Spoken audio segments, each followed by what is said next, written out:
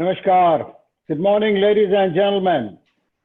Welcome to Canada India Foundation's monthly webinar speaker series with our special guest, Mr. Sushil Pandit. We are so pleased to welcome Sushil ji. You have been a very tireless campaigner on behalf of the Kashmiri Hindus forced out from the valley by extremists supported by Pakistan. One of the most popular voices today on this subject. We look forward to your views on the current situation in J&K, especially as we mark the first anniversary of Article 370 removal. There is a lot of hope attached to this historic act. First of all, it will pave the way for full integration of Kashmir with the rest of India to create harmony and peace and let Kashmiriyat flourish. It will enable the people to access and enjoy the same rights, same privileges, and same facilities as their fellow citizens in the rest of the country. In a nutshell, no special powers, now on one nation, one constitution, single citizenship, Panchayati Raj system will get strengthened. Businesses from all other states can now invest in agriculture, horticulture, food processing, hotels, and other industry. More job opportunities for Kashmiri youth and help curb terrorism in the valley. It is a new era without Article 370. Let us give the new system a new chance to transform the lives of the people in Jammu and Kashmir. Before I move to our speaker, I would like to invite our co-national convener, Mr. Pankaj Dave, to introduce Mr. Sushil Pandit. Pankaj bhai. Hello, good morning to all of you, all participants of this today's session. First of all, Mr. Sushil Pandit, please accept our appreciation for all the work you have done in the past and you continue to do on behalf of Jammu and Kashmir people to become J&K a full integral part of India. Mr. Pandit is a Kashmiri Hindu living in exile. He's from Srinagar in Kashmir, and now he resides in New Delhi. As a leading voice of Kashmiri Pandits living in exile, he co-founded Roots in Kashmir, popularly known RIK, to connect the Kashmiris across the globe who grew up in exile. RIK fights for justice to the victims and survivors of the Hindu genocide in Kashmir and prepares the next generation of activists and leaders for the struggle to get justice. Mr. Pandit also publishes Prajnath, a bilingual journal on the culture and identity of Kashmir. He writes a column, Panditry, in Asian Voice and Gujarat Samachar in the UK. He is often sought out by the news channels and other media houses on the issues related to Kashmir, national security, Indo-Pak relationship, and ethnic cleansing of the Hindu community in the 90s. He is an alumnus of University of Delhi and Jawaharlal Nehru University. Yes, JNU, Delhi. He also teaches strategic media planning at the Indian Institute of Mass Communication as an adjunct faculty. Friends, I won't stand in between you all and Mr. Pandit. Over to Mr. Pandit, please.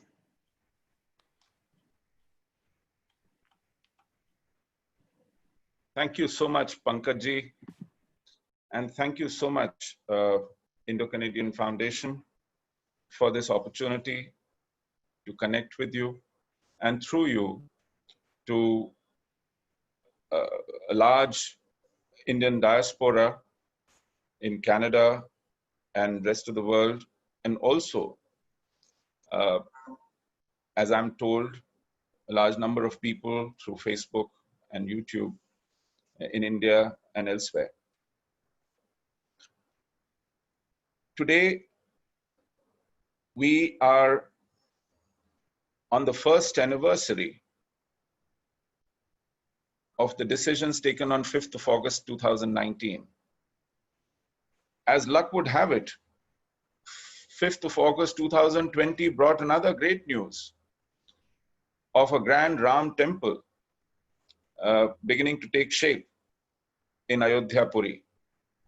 So 5th August will be remembered in years to come for double bonus. Article 370's neutering,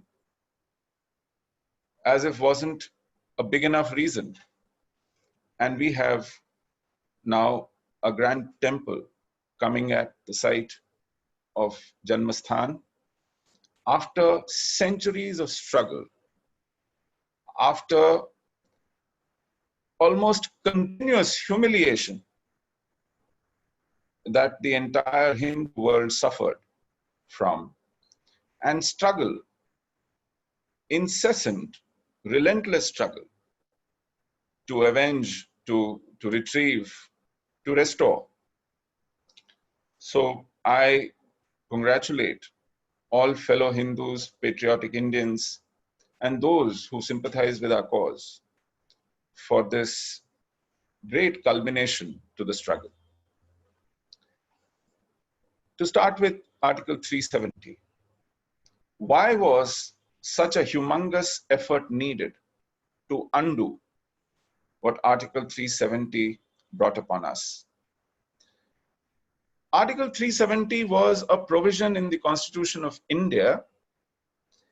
Constitution of India itself was being put together till 26th of November 1949. And Article 370 was one of the last provisions to be put in that constitution days before the process concluded and everybody signed off. And that date was 26th of November 1949. So in this fact lies the ultimate evidence that Article 370 did not exist even as an idea when Jammu and Kashmir state acceded to India. That happened on 26th of October 1947, 25 months before the Article 370 was thought of and put in the Constitution. 25 months before Jammu and Kashmir acceded to India. And that time, 370 was not one of the preconditions. Because this is the lie we are repeatedly told, that Jammu and Kashmir is part of India because of 370. 370 was an afterthought that occurred good 25 months later. So we should never be apologetic about or be ridden with this guilt that we've done away with some written in stone precondition and therefore gone back on our commitment. No such thing. Number two, what did Article 370 do? I must tell you, in the Constituent Assembly of India, where the Constitution was put together, there were 4 members from the state of Jammu and Kashmir as well. So they participated in that process of building the Constitution of India. And they ratified on 26th November, like everyone else, because Constitution was unanimously accepted and ratified on 26th of November 1949. And these 4 gentlemen, including Sheikh Abdullah, accepted this as a constitution to be applied nationwide. Article 370 was a measure of some autonomy. And what was that autonomy? That Parliament will not make laws about Jammu and Kashmir other than those 3 key subjects which were mentioned in the letter of accession. Those 3 subjects were communication, defense, and external affairs. Now, these were common conditions for every riyasat, every state, every principality acceding to Union of India. And where was this document or template inherited from? From Cripps Commission, 1946, when India was not going to be divided, partitioned, but to be turned into 3 dominions with 1 central government. At that time, they said the central government of these 3 dominions, one on the east, another on the west, and another one in the middle, will have relative autonomy, and the central government will have these 3 powers. And the Congress rejected this proposal, saying that central government will be extremely weak. It will be only a stepping stone to partition.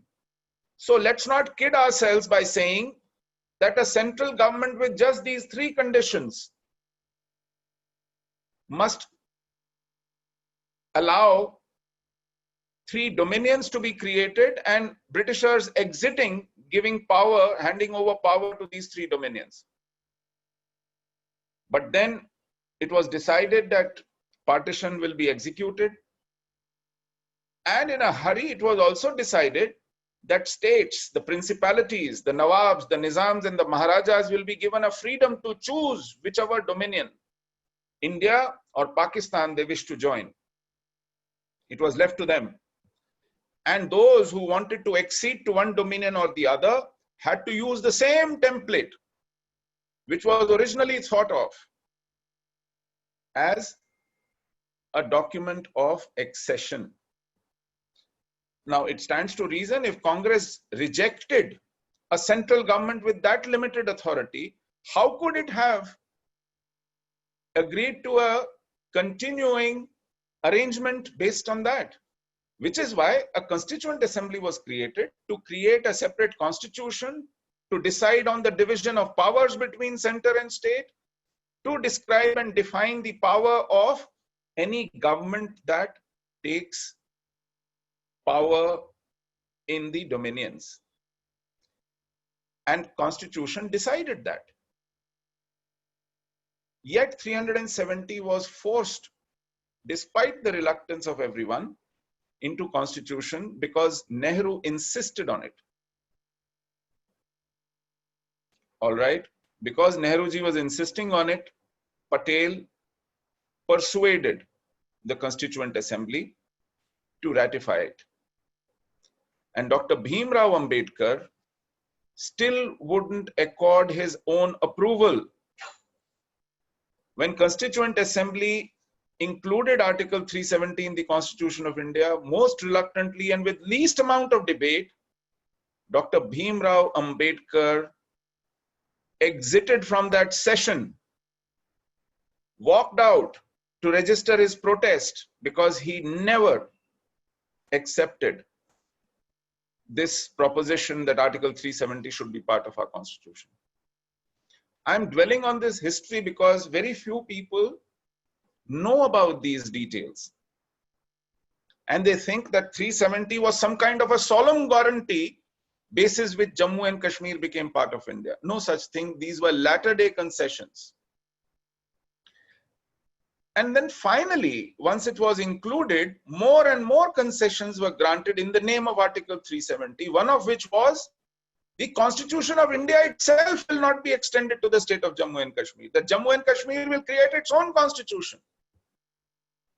In 1951, Sheikh Abdullah and Nehru had a Delhi Accord under which many more other concessions were granted. That J&K was given a flag of its own, a constitution of its own. Even the citizens of rest of India could not enter the state of Jammu and Kashmir without a permit. It was like a visa which you take to go to a foreign country. And not just this, under Article 370, forget Parliament legislating about Jammu and Kashmir on a certain number of issues. Even Supreme Court was denied jurisdiction over the state of Jammu and Kashmir. India's Election Commission was denied jurisdiction over the state. Comptroller and Auditor General could not have jurisdiction over that state. It could not examine the account books, the expenditure, the revenue, and other decisions taken by the state. It was catastrophic when Jammu and Kashmir was allowed a constitution of its own, and in absolute abuse of that autonomy, that power, they decided to define their permanent citizens. It is called PRC, Permanent Resident Certificate. Arbitrarily defined that those who were living in the state from 1944, before 1944, qualified to be its citizens, thus depriving a whole lot of Hindus and Sikhs who came post-partition into the state a whole host of Jammu&Kashmir citizens who were in Pakistan occupied Kashmir and had to come because all of them were Hindus and Sikhs. And thus, can you imagine, in the state of Jammu and Kashmir, there were more than 1 million such people who could vote for the parliamentary elections, but could not vote for the state assembly or the panchayat elections because they were deemed citizens of India, but they were not the permanent residents of the state of Jammu and Kashmir. They could not, their children could not study in the state institutions. They could not do jobs. They could not buy an inch of land. They could not have their own home, own shop, own farm. They were stateless citizens despite being Indian citizens in the state of Jammu and Kashmir. Such is the travesty that was committed on them in the name of autonomy guaranteed to the state under Article 370.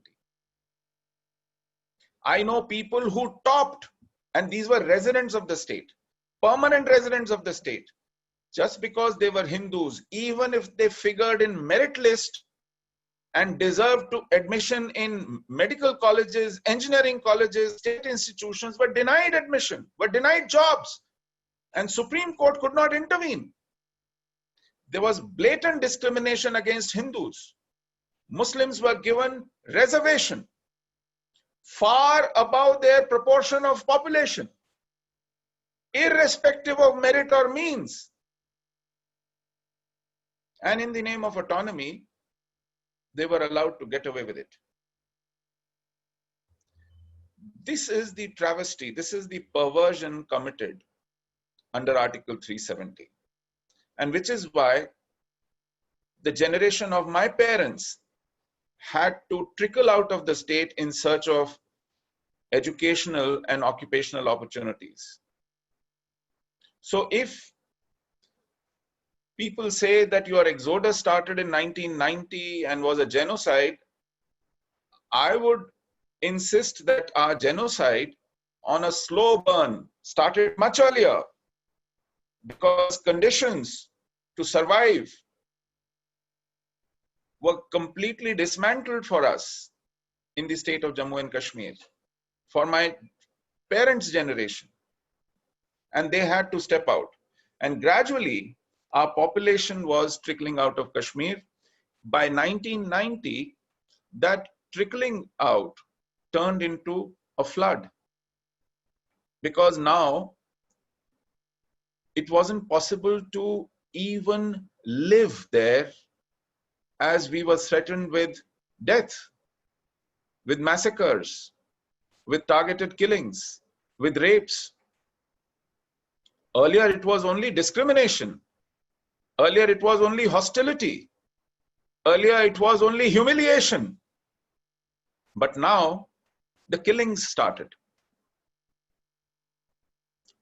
Open threats started. Newspapers carried notices. 4th of January, there was a newspaper in Urdu called Al-Safa. On its front page, carried a notice that all Kafirs must quit valley, otherwise or else. On 6th of January, another newspaper carried the same notice. And this newspaper was Aftab. Imagine, newspapers were carrying these notices on their front pages and no authority intervened. On 14th of September, the most popular leader, political leader of Hindu community, Tikalal Taplu, was gunned down in broad daylight. On 4th of November, a High Court judge, retired High Court judge in his late 70s, Justice Neelkant Ganju, was brutally murdered at Hari Singh High Street, which is the heart of the town, the central business district of Srinagar. On 28th of December, Premnath Bhatt, one of the best known advocates and leader of our community, was killed with impunity. They would never run away after pumping bullets. They would stand there and warn people not to cover the face, or else they would meet the same fate. So such brutalities against who? Against the icons of our community. Those who we cherished as trophies, those who inspired us, those who led us, those who were our pride. This is what was done to them in order to scare us away, in order to demonstrate that they could get away with it. And this happened when Farooq Abdullah was the chief minister. Rajiv Gandhi was the prime minister. Rajiv Gandhi's party, Congress, was in a coalition government supporting Farooq Abdullah in Jammu and Kashmir. And when Rajiv Gandhi lost the elections in December 1989 and VP Singh assumed office, he appointed Mufti Muhammad Saeed as his home minister. So we had a combination of Farooq Abdullah as chief minister and Mufti Muhammad Saeed as India's home minister when we had to eventually leave Kashmir because there was no hope of survival if we continued there.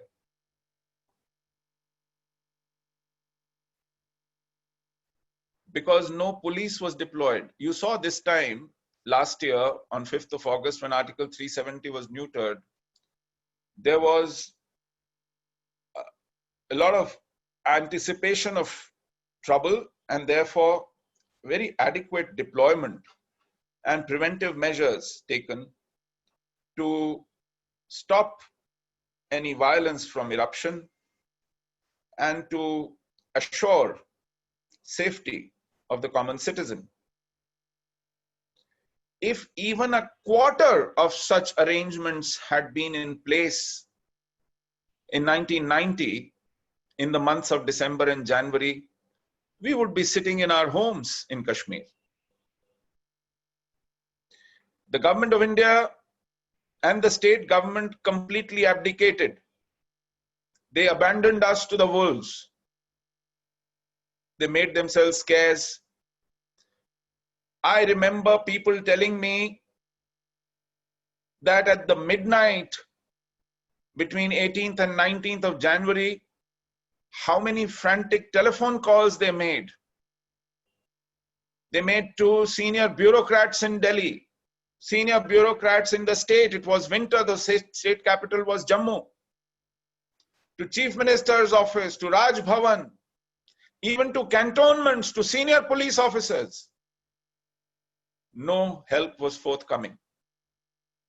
Senior academics, doctors, authors, journalists,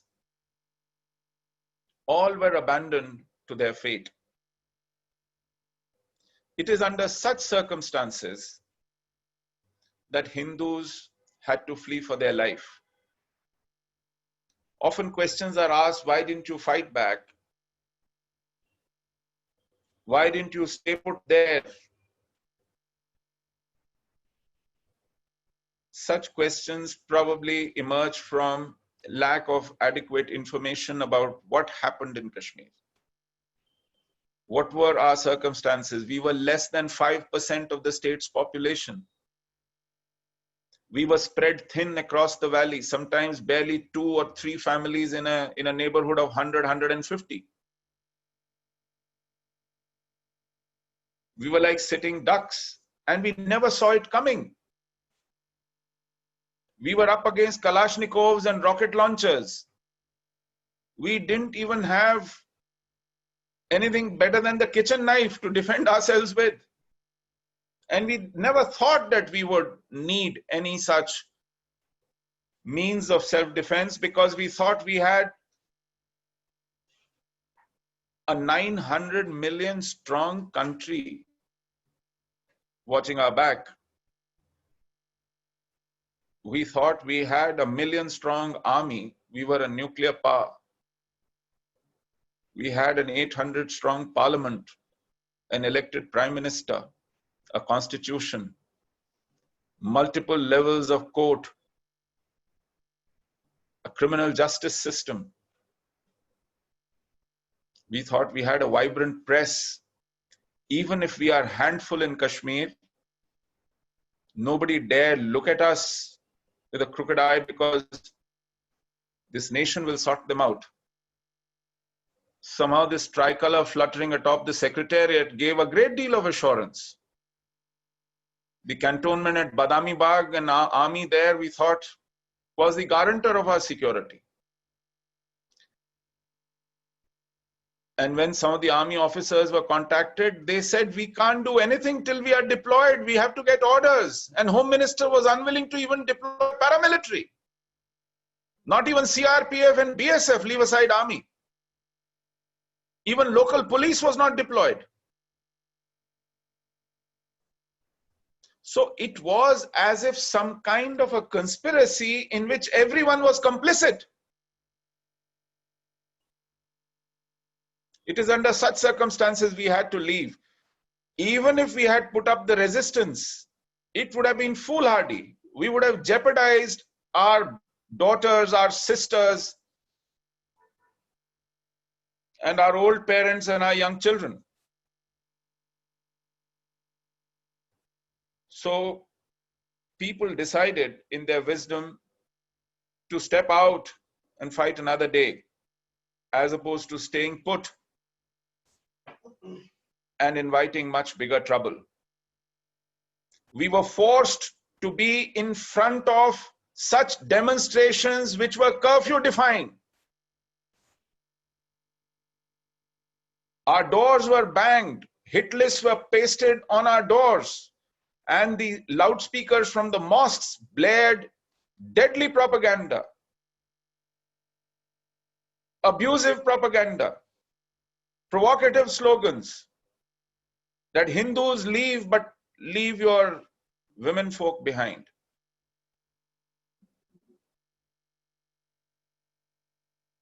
So those were such circumstances that nobody ever thought we would face.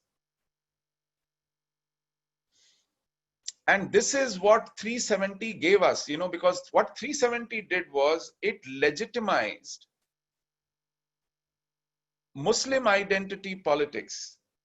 When several petitions hit the courts for the review of Article 35 capital A and Article 370, and Supreme Court was seized of these matters, Mehbooba Mufti, the last incumbent chief minister then, said it publicly that even if you as much as touch these provisions in Indian Constitution, there'll be nobody left in Jammu and Kashmir to carry the tricolor. That there will be riots, India will be on fire, there'll be rivers of blood.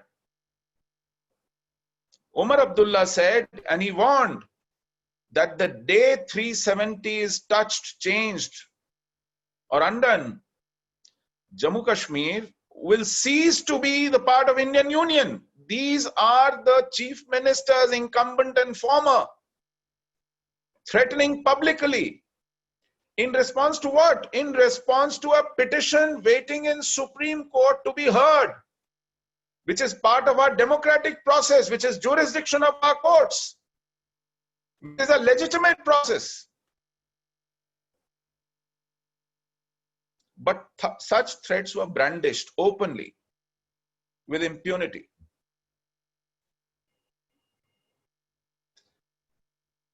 And when you ask them, why is 370 so necessary? They are on record having said, because we are a Muslim majority state. And that is the reason why we joined Indian Union. I have just mentioned to you, accession of Jammu and Kashmir to India was no thanks to them. It was Maharaja's decision. It was his jurisdiction, his authority, his will. Sheikh Abdullah had no role in that. And 370 happened 25 months later, more than 2 years later. So it couldn't have been the precondition for accession.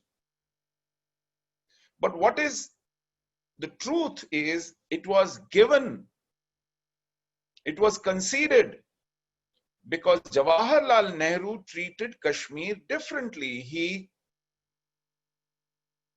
wanted to acknowledge the Muslim majority character of the state for such concessions and exceptions, irrespective of the fact that India was a secular democracy. And in a secular democracy, religion has no place in any consideration, in any decision making.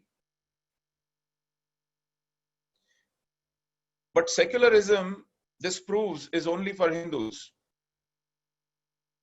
For a Muslim majority state, you would circumcise the powers of your own parliament, which is our highest sovereign body.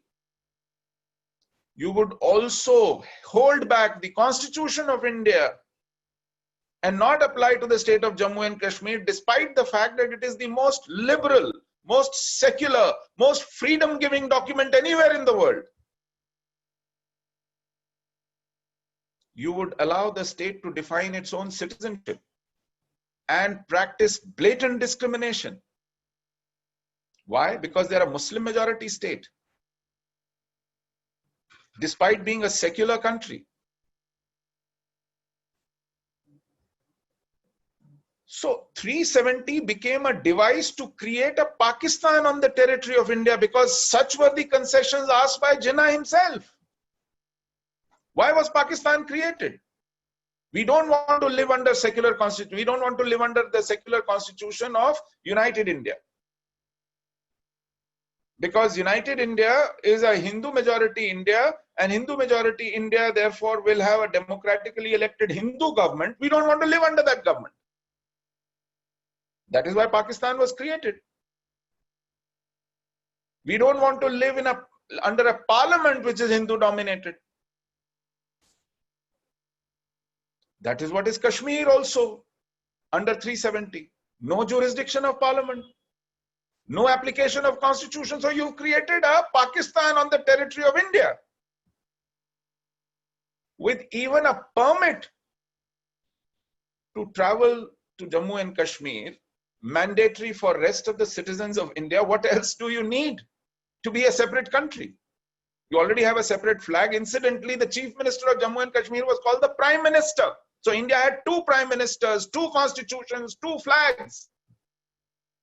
All thanks to Article 370. This is why Article 370 was being opposed relentlessly. And Dr. Shama Prasad Mukherjee, in order to register his opposition, defied certain discriminatory laws, was arrested for that, and then his dead body came back to his house in Calcutta. He couldn't return alive from Kashmir. A large number of his followers believed that he was murdered. There was no inquest in his death. His mother, Jogmaya Devi, kept asking for an inquiry. It was never conducted by none of the governments that have ruled in India so far. None. Irrespective of which party, which leader, which prime minister, no government has inquired into this murder of Dr. Shama Prasad Mukherjee, despite an express wish, demand made by his mother. You know, there have been several inquiries into the disappearance of Subhash Chandra Bose, who's supposed to have died in 1945 air crash. Incidentally, in 2017, Supreme Court reopened the Gandhi murder case because a petition came that there were 4 bullets fired and not 2. So there must have been some other assassin. But no inquest for Dr. Shama Prasad Mukherjee.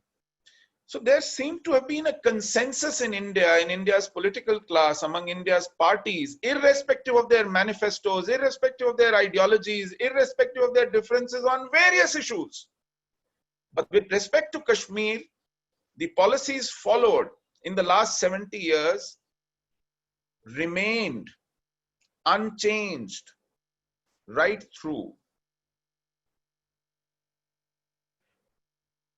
Indian secularism, with all its perversions, with all its ugly features continued till 5th of August 2019.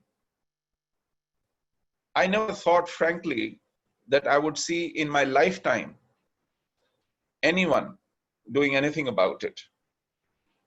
So I cannot thank enough our Prime Minister and our Home Minister for showing remarkable courage, great political spine, and amazing commitment to this issue by not only neutering and reversing all the decisions taken under 370 and rendering the law completely ineffective, but also going ahead and reorganizing the state into two union territories, Union Territory of Ladakh and Union Territory of Jammu and Kashmir. To me, this was a paradigm shift. This was an epoch-changing decision, nothing less. I believe seriously, without exaggerating, I am telling you, there was an India before August 5 and there was an India after August 5. These were amazing decisions. The world sat up and took notice. They started reassessing us and our leaders. They thought, now India has turned the corner and now we can expect a great deal more from this government and leadership. Honestly, a lot of people felt that we've now picked our direction and we are now going to progress on that. Such was the impact of these decisions. I must share this with you. We talked about Ambassador Ajay Bisaria. He was our High Commissioner in Pakistan on that day, 5th and 6th of August, when these decisions were taken by our parliament. On 7th of August, he was declared persona non grata by Pakistan. So he was supposed to leave. And then Pakistan decided to, they were not happy with just that. They decided to expel him, humiliate him, and he was expelled. So before taking charge in Ottawa as our High Commissioner to Canada, Ambassador Ajay Bisaria was our High Commissioner in Islamabad and was expelled on 7th of August. India, I don't remember in the last 3-4 decades, 5 decades, if we had expelled Pakistan's High Commissioner on any pretext. You remember there was Kargil War, where we knew Pakistani regulars were occupying our territory across the LOC. We did not expel the Pakistani High Commissioner then. You know, there was Parliament attack, and we mobilized our armies for Operation Parakram. For 11 months, our armies were at the border, eyeball to eyeball, on a hair trigger to go to war with Pakistan. We did not expel the Pakistani High Commissioner. You know, the Bombay attacks, 26/11, when we knew, we had evidence that these were Pakistanis, 10 of them, and they were guided. We knew this through telephone intercepts by ISI from Pakistan with state involved in it. We did not expel the High Commissioner of Pakistan. You know, Pulwama happened, Uri happened, which led us to punish Pakistan twice, crossing the LOC. But we did not expel. Despite these grave provocations, we've not expelled the Pakistani High Commissioner. On 5th and 6th of August, what Indian Parliament did was its jurisdiction. It was our constitution. We followed due process. You are a sovereign nation. And what Pakistan does is to expel a high commissioner. This proves two things. A, how rattled Pakistan was. It not only expelled a high commissioner, it sent China. Within 10 days, China was at Security Council in the United Nations, only to be rebuffed by other P4 countries. And it went again and again, thrice in 5 months, China went to Security Council taking the issue of Kashmir, only to be humiliated and rebuffed every time.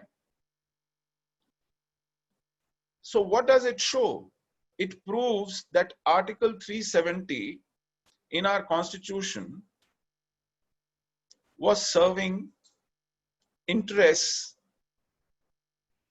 of the nations across the border more than our own interests.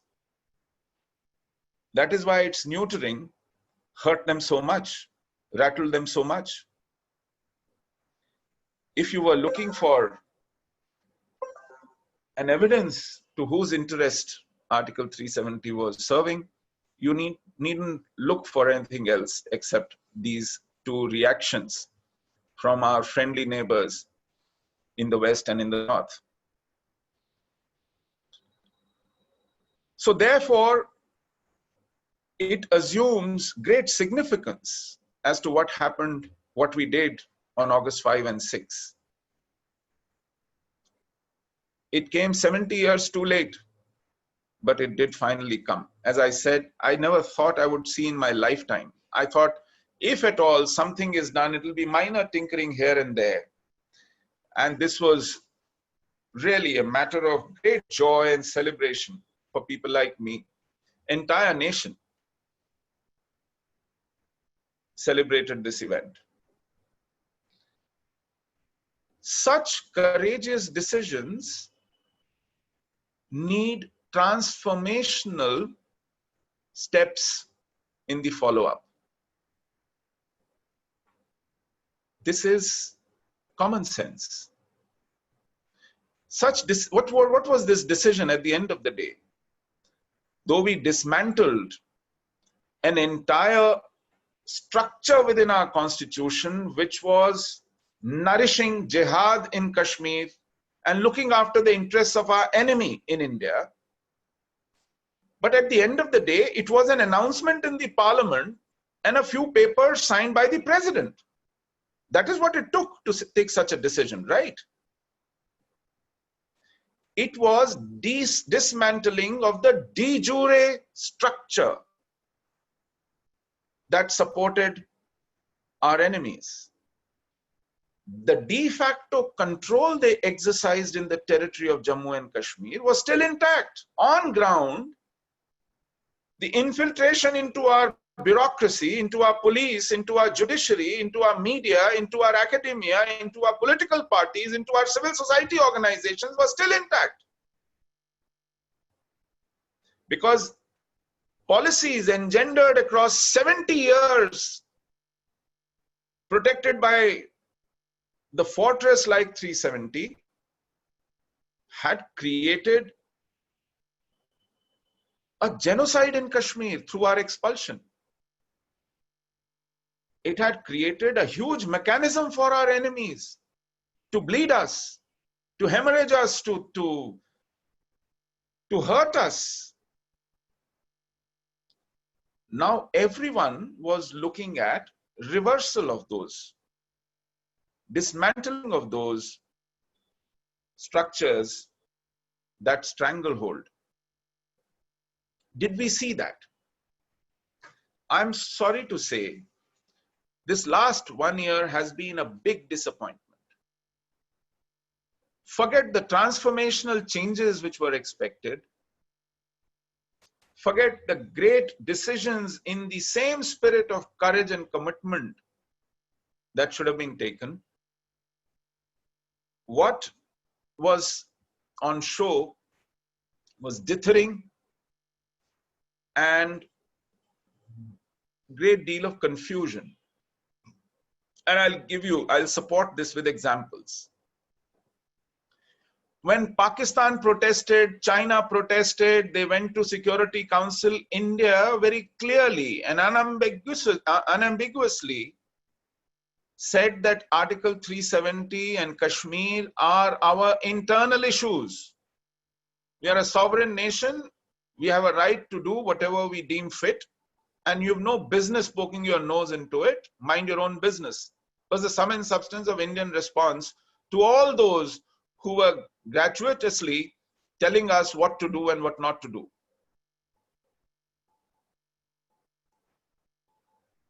And this was the correct stance to take. I remember when in September, this happened in August, when in September, European Parliament decided to discuss this issue, debate this issue in the Parliament. Our Foreign Minister, Mr. S. Jaishankar, rushed to Brussels. And from Brussels, he made a public statement reiterating the fact that what we do with Article 370 or what we do in Kashmir in terms of reorganization is our sovereign right. We've followed due process. We have a constitution, we have a parliament, we are a democracy. And we do this as a matter of right for our national interest. So please, mind your own business. Absolutely right. And we all applauded this resoluteness in our stance. And rest of the world stood by us. We were very happy that P4 told the fifth country, China, to mind its own business because Security Council was not going to discuss this. President Trump, Prime Minister Boris Johnson, President Macron, world leaders, Shinzo Abe, Benjamin Netanyahu, Putin, everyone stood by India. Pakistan publicly acknowledged that it was friendless, that the world was not paying heed to its protests. Barely 2 months back, India became a non-permanent member of Security Council, getting 181 votes, unprecedented. Countries get generally 130, 140 votes to get elected. Such widespread response, positive response to India's decisions couldn't have been better. But what do we do after saying all this? In the month of October, we invite 27 members of European Parliament to India to do what? To go to Kashmir. And we show them around, we give them a boat ride. We get some curated delegations to come and meet them. They roam around to see how everything was normal, which it was. Schools and colleges were functioning. The marketplaces, the bazaars, the traffic, everything was buzzing. And indeed, there were no breaches of security. People were safe. For 6 months on a trot, not a single civilian life was lost in any security forces action. I don't recall such peaceful 6 months in decades. Everyone was happy. And yes, there were restrictions. Some usual suspects were rounded up and kept in preventive detention. Yes, telephone networks were suspended for a while. Yes, internet was also suspended for a while. And in some places, there was Section 144 imposed where you cannot gather in numbers more than 4. Maybe a few 6, 7 police jurisdictions, there was curfew as a preventive measure for a few days. But gradually, all restrictions were taken off. But what was the need to gather these member parliaments of European Parliament from different countries? because it violates the red lines that you draw yourself. You scream from the rooftops that it is your internal matter, and then you invite external attention into Kashmir. Who will take these assertions seriously? And not just once. In the month of December, another delegation of foreign envoys based in Delhi were conducted around Kashmir. Third delegation of envoys on 12th of February was again conducted around Kashmir. So now you were inviting whoever was willing to be part of a group sent on a conducted tour in Kashmir to tell the world, see, everything is peaceful, everything is nice, we are doing such a good job. Why? Why this weakness? Kashmir was open, Kashmir was normal, news reports were coming from Kashmir, television channels were reporting from Kashmir, telephone lines were open and working, people were coming and going. It wasn't some kind of a war zone into which you were conducting a tour in order to show people because they couldn't otherwise access. But such is our desperation for the approval of foreigners, even as we assert that this is our internal issue. So this is one area. I could overlook this and say, okay, fine. Perhaps somebody in his enthusiasm wanted to do this irrespective of a principle that you are violating, your own principle that you're violating. Then what do we see? On 8th of February, it was a Sunday, suddenly a gentleman who was finance minister in the last government of Mehbooba Mufti forms a new political party called Apni Party. This is a ragtag combination of politicians who are either discards, rejects, or defectors from other political parties like National Conference, PDP, Congress. They decide to form a new political party.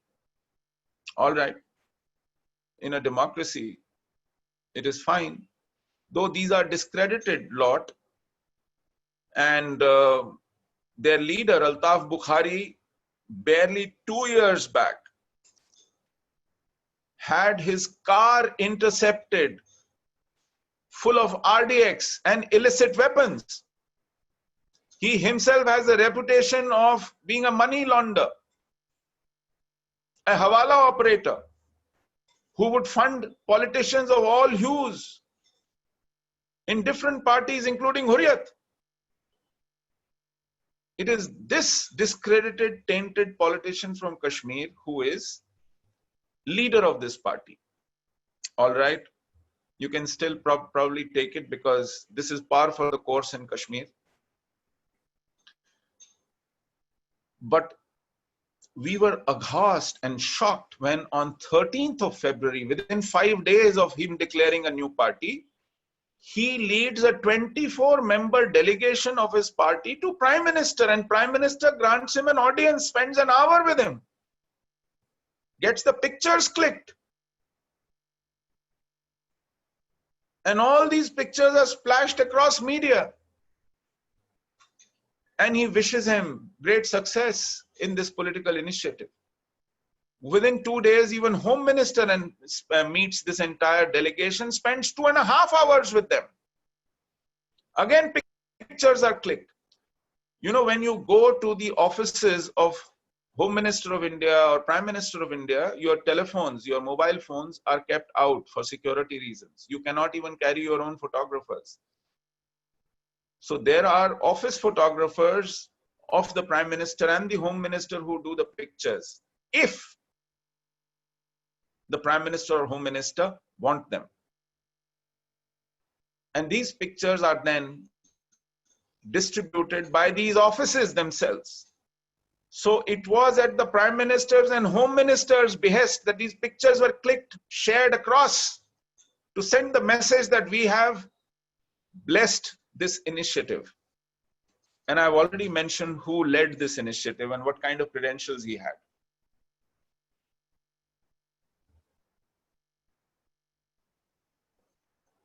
This was not just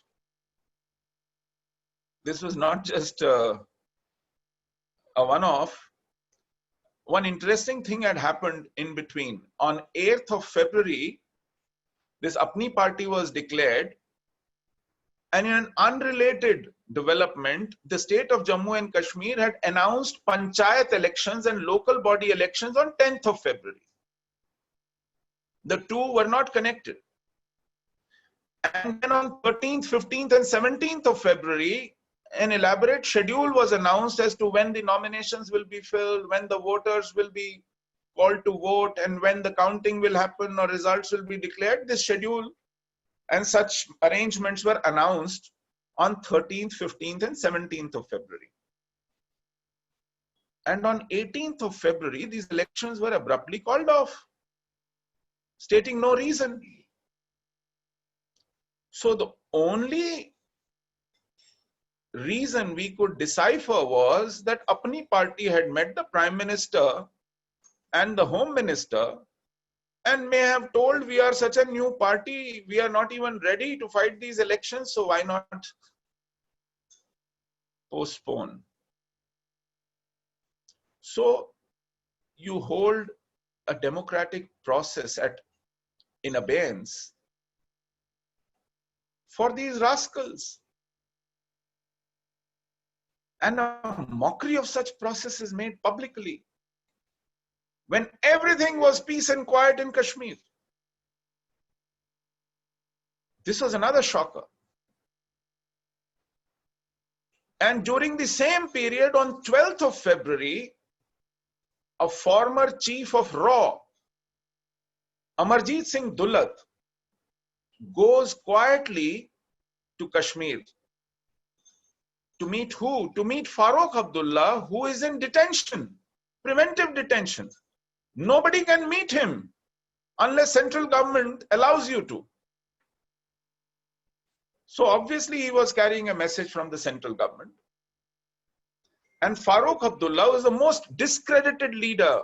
I mentioned how under his chief ministership in 1989-90, we were suffering the most brutal assault in history.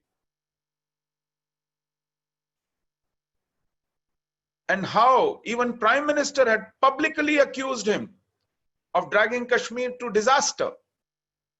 How their arrests were justified by saying that they ran a criminal enterprise and they were in cahoots with jihad. So what happens is, this former chief of RAW clandestinely goes and meets this gentleman. On 10th of March, this happened on 12th of February. On 10th of March, the Public Safety Act preventive detention of Farooq Abdullah is extended by 6 months, but within 3 days, on 13th of March, he's set free unconditionally.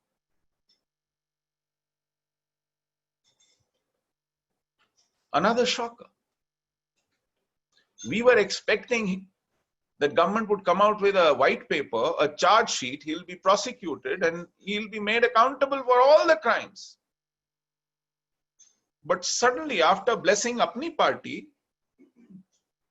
we let this man free and he emerges triumphant in front of photographers, not chastened, not apologetic, not expressing any regrets, but dictating terms publicly to the government of India. And within a week or 10 days, even his son is set free. We all watched in sheer bewilderment as to what was happening, till another big blow was felt on 31st of March. On 31st of March, I must remind you, India was in a complete lockdown. the complete lockdown was announced on 23rd of March for 15 days. All government offices were shut. All private institutions were shut. Airlines were down. Rails were not working. Marketplaces, everything was shut. People were shut behind their doors at home. During this period on 31st of March, stealthily, quietly, an official gazetted notification was issued which said that in Kashmir there will be a special class of citizens. They will be called the domiciled citizens, the permanent citizens of the state of Jammu and Kashmir, and only those will qualify for this category who have lived in the state for 15 continuous years. Nobody had asked for this, because we knew that under Article 370, a special class of citizens was created and given privileges, given exceptions for 70 years.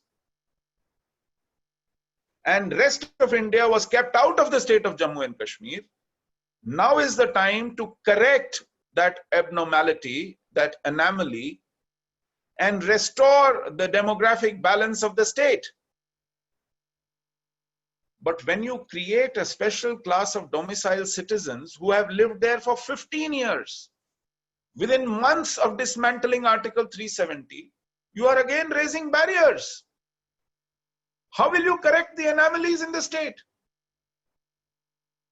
And not just this, these domiciled citizens were again given a huge privilege that all state government jobs will be their monopoly, from level 4 to level 1. If this is how you create another class of citizens in the state, in the Union Territory of Jammu and Kashmir, and start giving them privileges, tomorrow there'll be more privileges. You will again restrict the admissions to the state education institutions to this class of citizens.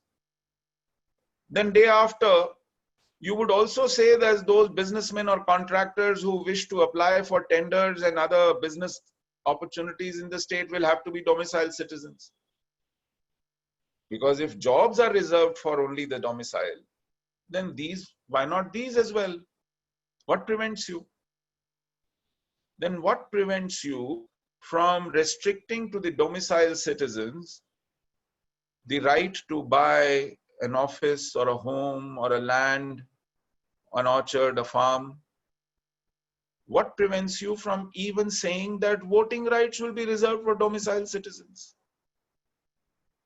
So in effect, what you do is bring back the draconian provisions of Article 370 in some other name through the back door. Why? Because those who you have blessed for a successful political career, those who you wish to kickstart the democratic processes in Kashmir, are now dictating terms. And you are offering concessions to them one after the other. But what was galling in this is the Hindus of Kashmir who were expelled through a genocide in 1990, they were told that only those Hindus will be able to apply for a domicile certificate who have registered with the Relief Commissioner in Jammu. So what about those who did not register with Relief Commissioner Jammu but elsewhere? What about those who did not register at all, did not take government relief or help? There was absolute vacuum, absolute confusion on that front. To the extent that Hasib Drabu, who was the predecessor finance minister to this gentleman Altaf Bukhari, wrote a mocking article in the Greater Kashmir, mocking at us Kashmiri Hindus, saying, so you clapped the loudest at the neutering of Article 370. Now you've got the just wages from your own government. Where will you go now? You can't be the domiciled citizen of the state of Jammu and Kashmir. He wrote an article very bad in taste, but mockingly humiliating us and taunting us. And we were reduced to writing petitions, taking representations to our own favorite leaders and it took 45 days for this government to write a fresh notification, which Home Ministry did not write, which is the original origin of those gazetted notifications. It was left to the Relief Commissioner in Jammu to clarify. And now all of us Kashmiri Hindus who never registered themselves for relief 30 years ago are forced to apply for registration to this Relief Commissioner. Only then we will be called the domiciled citizens. Number two, we have to do this within a year. Otherwise, we can kiss goodbye to our claim to Kashmir. This is humiliating. Domicile laws are nothing unusual. Across the country, a lot of states have them. And these are legitimate laws because very often such laws are invoked in order to protect the small populations of sparsely populated states in order to protect their demography and protect their economic interests. But let me give you a small comparison. Neighboring Punjab has a 0-year domicile,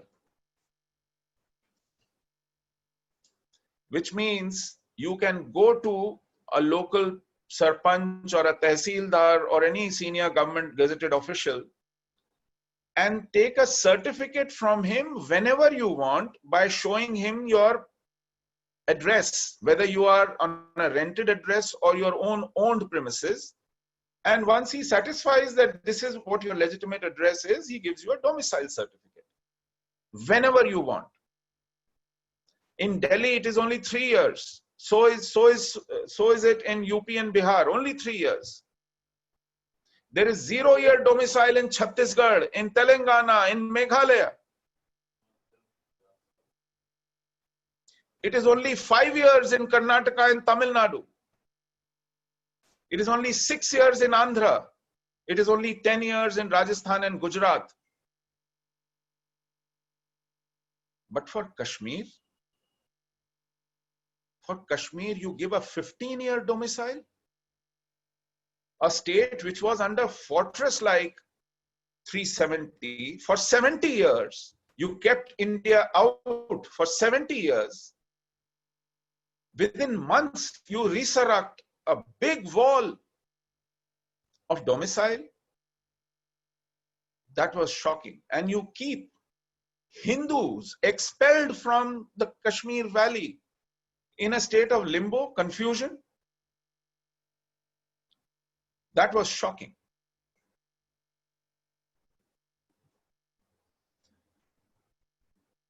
I feel if at all domicile laws were necessary, then we must remember there were 2 union territories created on 6th of August last year. One was Jammu&Kashmir and another was Ladakh. The area of Ladakh is bigger than the area of Jammu and Kashmir. And the population of Ladakh is barely 5% of the state of Jammu and Kashmir. And third, it is Ladakh which faces both our enemies, Pakistan as well as China on its border. It's the only piece of geography where we face 2 enemies. So if any administrative unit needed the protection of domicile-like law, it is the Union Territory of Ladakh. And there is no such thought, no such decision yet. Even 4 months after the domicile laws were promulgated for the Union Territory of Jammu and Kashmir.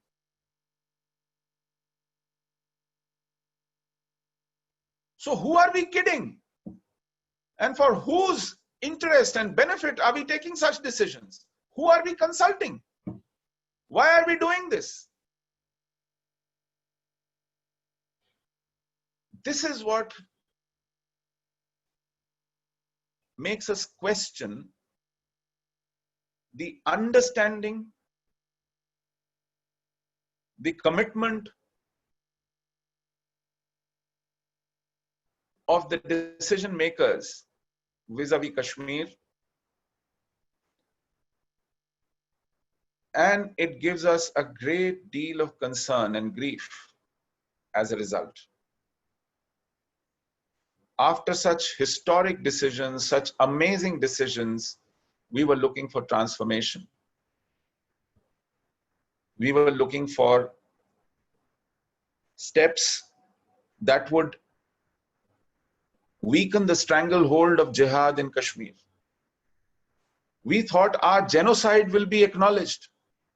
We thought our justice would be delivered, at least the process would start. We thought that the reversal of our genocide will now see some concrete proposals, some policies. We thought they'll begin to consult us about this. But far from it, the entire policy establishment seems to be willing to bend over backwards in order to accommodate the wish list of the same people, same scoundrels who have dragged Jammu and Kashmir to the brink of disaster in the last several decades.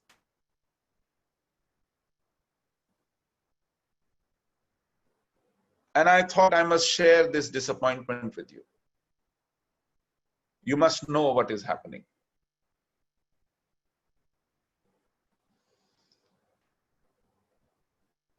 I must end here because I think I've already taken more than twice the time allotted to me. But I had forewarned you that some of the things that you wanted to know from me will take that much of time. Thank you so much for your patience. I'm grateful that you gave me this opportunity to share some of these views with you. And I apologize if I have hurt any of you in the process inadvertently. That was never the intention.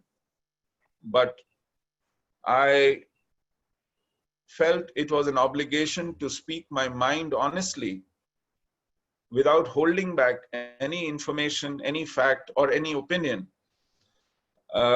Because if you've made so much time and effort to connect, that is the least I owe to you.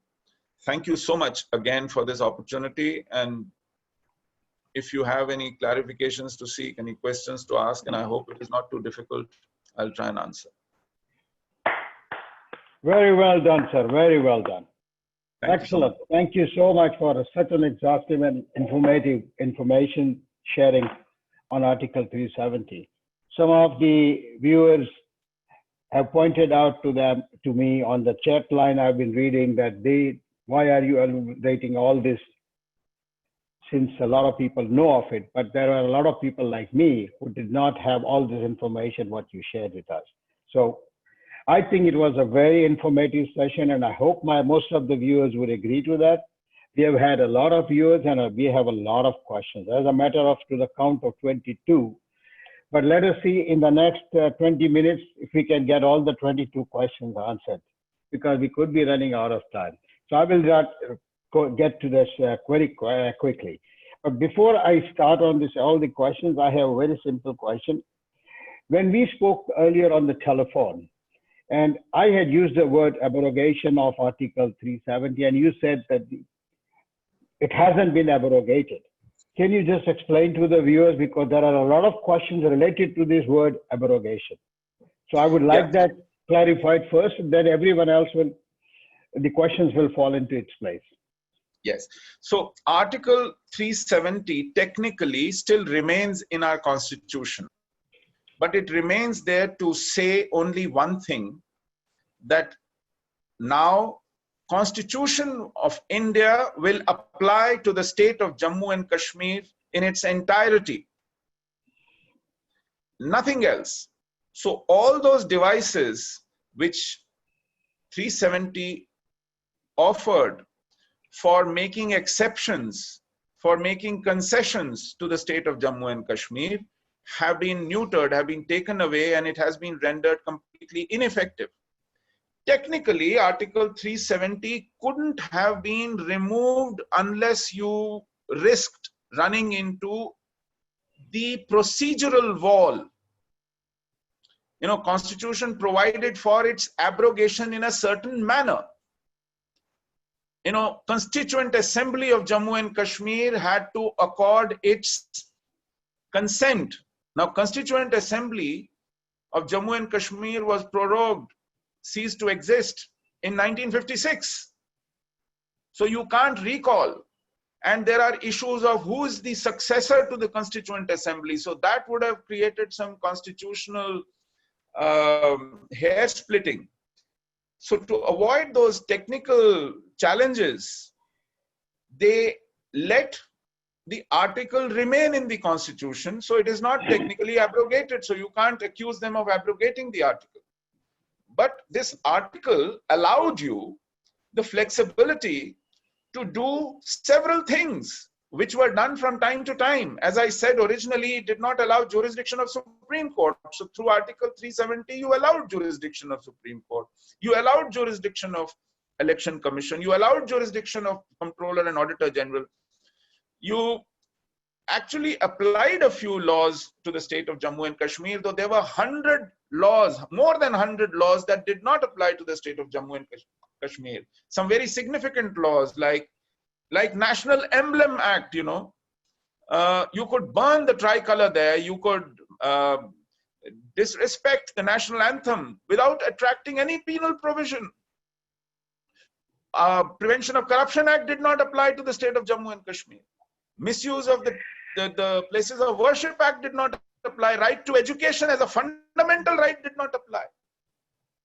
Fundamental rights did not apply to the state of Jammu and Kashmir. Minority rights, I mean, there were issues that did not apply to the state of Jammu and Kashmir. So to avoid a technical challenge, it was deemed necessary that we shall retain this article in our constitution, but render it completely ineffective and just let it say that entire constitution will now apply to the state of Jammu and Kashmir, which is the right the central government had under this article. Thank you. Yeah. Sorry. The few questions which are there, I would appreciate if you could be a little brief on your responses, although I know it may be difficult, but try because of keeping in mind the time frame that we have to work with. Unless Kashmiris and other Indians settle in the valley, it will still be perceived as a predominantly Islamic state. How do you start the process of resettlement and reconciliation with all Indians? That's the question I have. Yes. First and foremost, I think, as I said, our reversal of genocide is how I would like to put it. It is not just picking us up with a pitchfork and placing us in the valley that we need. We first of all need acknowledgement of our genocide, because we can't be treated as flood victims or earthquake victims. They call us migrants. It is a shame that you call us migrants, you call us displaced in order to whitewash the crimes that we've suffered, the calamity, the carnage that we've suffered. Call us by its real name. It is a genocide. So first and foremost, Government of India is yet to acknowledge it formally that this was a genocide, except in passing. Last year, when they banned JKLF and arrested Yasin Malik, they said he was responsible for the Hindu genocide in Kashmir Valley. Save and except that one occasion, Government of India doesn't like to use this term because somewhere it compromises its own role during that time. It amounts to accepting the blame that they let it happen, which they can't escape. So that is one. Two, if you acknowledge a genocide, then it is incumbent upon you to punish the genociders and deliver justice. They're again dragging their feet on that. Not one murder, not one massacre, not one rape, not one heinous crime committed against us has till date been prosecuted, guilty identified, sentenced, punished, not one. So we say, first things first, acknowledge our genocide, deliver justice to the victims and survivors. 3, take away the ill-gotten wealth from the profiteers of this genocide. Our properties, our homes, our shops, our temples, encroached upon and just simply taken over, must be taken out. Otherwise, they will forever remain an incentive to commit another genocide. And 4, please give us one enclave, our share of the valley, where we will go back and be able to defend ourselves. We cannot be spread thin like hostages and be slaughtered like goats again. We are not going to go back to be turned out again a couple of generations down the line. The non-refoulement, which is a mandatory condition for reversal of genocide, must be addressed. And that can only be addressed when we are given one place, one enclave settlement where we raise our community all over again and are able to defend ourselves and are not sitting ducks for the jihadis to hound again. So this is how there is a consensus in the community that our reversal of genocide leading to rehabilitation must take place. Thank you.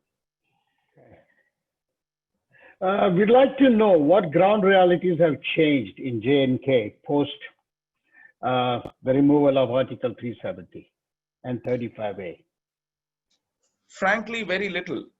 Instead of a governor, we have a lieutenant governor, and most of the people manning key areas of everyday life, whether it is bureaucracy, whether it is police, whether it is media, whether it is academia, everything still remains in the control of those who controlled it before August 5.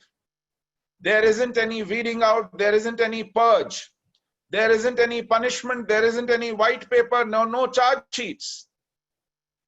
So what has happened is that things were frozen for a brief while when restrictions were imposed. Then gradually restrictions were taken off and some semblance of normalcy was restored. But that amounts to managing Kashmir, which is what Kashmir suffers from. Government after government in Delhi lives by this dictum that we have to manage Kashmir. They don't want to solve Kashmir. They don't want to break the backbone of jihad in Kashmir. They don't want to take away the controls from the stranglehold of jihad. That wish, that effort, that hard work is missing, and it'll take years, because 70 years is what has taken jihad to get that stranglehold. We haven't even begun that process yet. So yes, in nomenclature, as de jure structure and arrangement has been dismantled, but the de facto control on ground remains as it is. Okay, thank you. There's another question here. I'm going to combine the 4 of the questions because they've all been asked by one particular person. Is the current provisions for domicile arbitrary? Should de-elimination exercise be carried out? And how is the Land Mafia Act rectified? How would those involved be brought to justice, and should a fast track court be established? And one more, sorry, the same person has asked one more question. It's Ekjut Jammu a genuine movement? Okay, last question first. I support Ekjut movement in Jammu. The man leading it is a lawyer, is a bright young lawyer, Ankur Sharma, and I find in him a ray of hope for Jammu. Ekjut movement Jammu is resisting the spread of jihad from the valley into the Jammu province. Jammu province is a Hindu majority province, but that Hindu majority is a very tenuous one, less than 60% population of Hindus. So Ekjut Jammu is trying to stabilize the demography and champion the rights of people of Jammu, which have been trampled over by the valley-dominated politics. As far as demography, the first 2-3 questions, if you could care to repeat them. One was about delimitation, if I remember. Delimitation exercise is happening basis the 2011 census, which is 10-year-old. 2021 census process has already begun. The 2011 census was a rigged census. It inflated the number of people in Kashmir Valley vis-a-vis Jammu in order to corner a larger share of political power. Any delimitation exercise basis that census is going to give unfair results. So we keep asking that this delimitation exercise must happen basis the new census, which is around the corner. And 2021 census should be genuinely conducted, right figures brought in, and delimitation must await the availability of those census figures. The first question, I'm sorry, would you care to repeat, Anilji? I beg you, I am sorry, I can't repeat because I deleted it from the system now. Okay. All right. So I'm so sorry about to the person who had asked that question. There are too many questions, so I'll get to the next one, please. The question is, you gave us a great insight into the history. Thank you. And the question is, what is this media bogey about the United Nations Security Council resolution and Article 370, and particularly about some of the politicians in Canada who are talking about the human rights violation post the August 5th, 2019? So, okay, United Nations resolutions first. When in 1947, Pakistan tried to force annexation of Jammu and Kashmir, it sent hordes of tribals and regular army in Mufti to invade Jammu and Kashmir and take it by force. That is when the Maharaja, who was supposed to decide about the accession, came to India, acceded to India formally, and requested Indian forces to defend him. And Indian army went there. Pakistan was trying to use stealth by saying that these are not our regular forces. This is a revolt in the state of Jammu and Kashmir against Maharaja, so it is not our problem. As a result, United Nations deputed an Australian judge, Justice Owen Dixon, to conduct an inquiry. He came to India. India gave him all the evidence, POWs, identity papers, arms, ammunition, whatever. And Pakistan was confronted with those, and Pakistan was forced to concede in United Nations that yes, its regulars are in Kashmir. And India's complaint was right. It is then that in course of debates, United Nations dictated a solution to India and Pakistan, which had 4 steps, and these were sequential steps. The first step was that Pakistani forces will vacate their aggression in Kashmir. They will withdraw completely. The second step was that India will also withdraw its forces consequent upon the withdrawal by Pakistan. Third, India will deploy only necessary enough forces in order to maintain law and order and also prevent another invasion for the security of the state of Jammu and Kashmir. And fourth, a plebiscite will be conducted in the state of Jammu and Kashmir to find out the will of the people as to which country they would like to live in. Pakistan refused to accept this resolution of United Nations. It happened in April 1948, 13th of April, if I'm not wrong. So when Pakistan refused to take those steps, this resolution was never implemented. And hence, a lot of water flowed under. In 1971, when India won a decisive war and Pakistan was broken into two, the two countries signed an agreement called Shimla Agreement of 1972. In that agreement, India and Pakistan decided to solve all their disputes bilaterally and withdraw from multilateral forums. So that rendered the United Nations intervention and resolutions completely infructuous.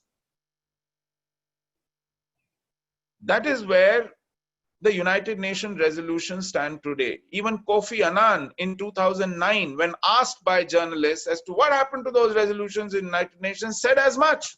He says those resolutions are infructuous now because a lot more has happened ever since. But I must point out one more fact. Under Article 370, the demography of Jammu and Kashmir was preserved by the government of India.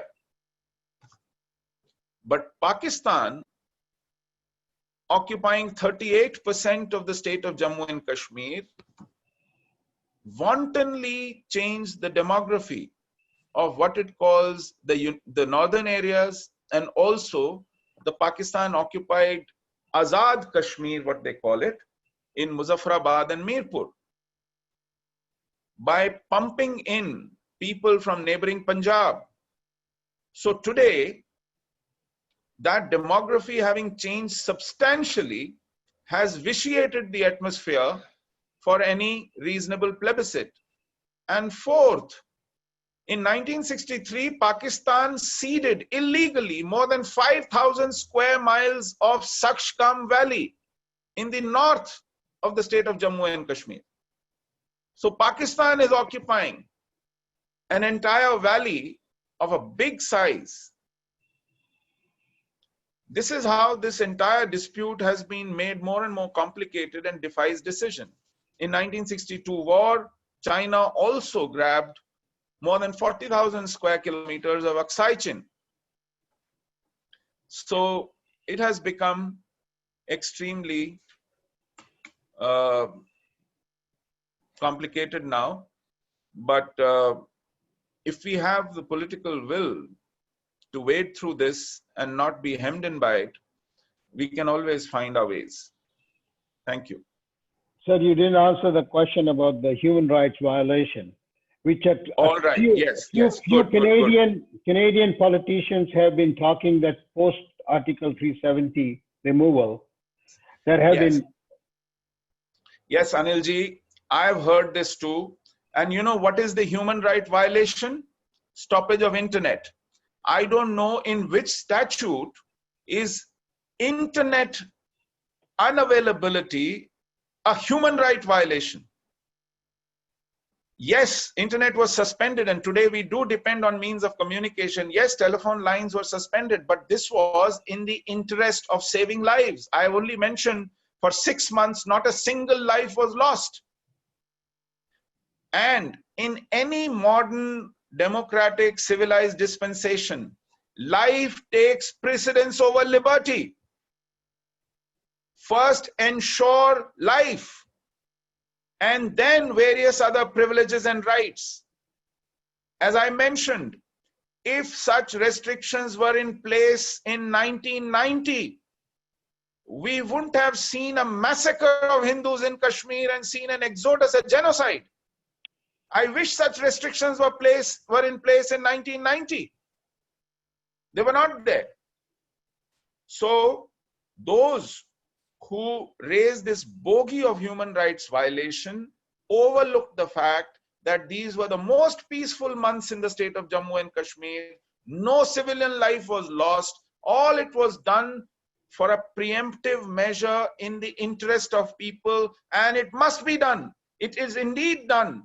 And it was done in United States of America in the wake of 9/11. All aviation was down. Look at Patriot Act. For a lot of such human rights activists, even Patriot Act is a violation of human right. But governments across the world have to respond to such conditions which threaten the life and the state as an institution, threaten the democracies, threaten the liberties. So I think this sweeping generalization that human rights were violated in the state of Jammu and Kashmir is completely exaggerated and divorced from the facts on ground. Very good. Thank you, sir. A very important question somebody has asked.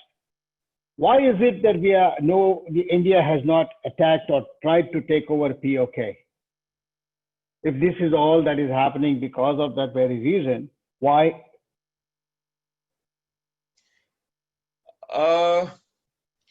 Yes, I don't think India wishes to. It is part of its state policy to use force to settle political disputes. So it has been patiently staking its claim and also seeking avenues to resolve these disputes. Not that we didn't have opportunities in the past. History has often offered us this opportunity. During the Kargil War, when LOC was violated by the enemy, we were within our rights to go across and take a lot more territory than what was violated. But our Prime Minister, in his wisdom, prevented our Air Force and Army to fire even a single bullet across the line. Okay. We have maintained that kind of restraint right through in the interest of peace and stability. But this restraint has been mistaken as some kind of weakness and unwillingness. And I think that should be now seriously reviewed, and we must look at opportunities of regaining our sovereign territory. Very good, sir. What is the status of investment and infrastructure department or development post 370? I'm afraid the conditions in Jammu and Kashmir do not invoke much confidence of the private sector. But government has been investing large sums of money in infrastructure. A huge amount of infrastructure related activity is happening. Zojila Tunnel, 8-laning of the highway, airports, airstrips, culverts, bridges, power plants, schools, a great deal of social infrastructure, medical colleges, hospitals, health infrastructure, social infrastructure is being put together, and the life in Pakistan occupied state of Jammu and Kashmir is a study in contrast. It's a chalk and cheese contrast. They don't have a single university, forget airport, forget roads, forget hospitals. But our state of Jammu and Kashmir enjoys far better living standards and far better infrastructure. And this is constantly growing. In fact, with just 1% population share of population in the country, it gets 10% of the central outlay. It is hugely disproportionate just because it is the state of Jammu and Kashmir. Sir, we have got 5 more minutes left before I have to wrap it up. So we got time for another 3 questions. And other than that, I will just request all those questions that have been asked. I mean, I have 18 more questions. I will send you an email and please answer those questions, what I have not been able to ask. I have to apologize for want of time, General. So let's be very quick. This Gazette, the special class citizenship on 31st March that was announced. Why do you think is the Modi government doing this? As I said, I don't know what are the pressures. I can only speculate. Ideally, they should be asked this question and they should be made to answer it. But my hunch is, because there was a lot of pressure to do something about Article 370, they did it. But now, in order to, win hearts and minds, this is one affliction Indian state suffers from 1947 onwards. We bend over backwards to win hearts and minds of those who are committed to destroying us. So in order to win hearts and minds and in order to kickstart the democratic processes, we throw these concessions, we make these exceptions in order to get them to participate in the democracy, start the political process, fight elections, do us a favor by becoming chief minister, becoming MLA, becoming MP. It is all that convoluted, woolly-headed thinking that has brought us to this disastrous state in the last 70 years. But we seem to be so addicted to it. We don't know what else to do. Okay. And that's how we keep harming ourselves over and over and over again. This question is, why is your narrative not the basis of the world's Kashmir narrative? How about settling soldiers and police who have served in Kashmir as a policy? Precisely, sir. Precisely. My most emphatic criticism of this domicile policy is that more than me, a Kashmiri Hindu, and more than my community, which was expelled from the state of, from the valley of Kashmir, it is our soldiers who deserve the first right to settle there, who have served there to defend India in the state of Jammu and Kashmir, who have shed blood, shed lives, shed life and limb. You know, the families of 40 CRPF martyrs in Pulwama should be given this privilege first and foremost. They may or may not take it, but this should be a gesture. There is not a single district in this country that has not sent its sons and brothers to defend and die for India in the state of Jammu and Kashmir. We have completely ignored them. They are the ones responsible for, reason for, we, even today, staking a claim to a piece of land there. Jammu Kashmir doesn't belong to just Kashmiri Hindus or Dogras or Kashmiri Muslims. It belongs to the entire country. And raising such barriers is an anathema. It will come in the way of integrating Jammu and Kashmir with the rest of India. It is the most pernicious policy we've seen after August 5, 2019. So I completely agree with someone who's raised this question. Thank you.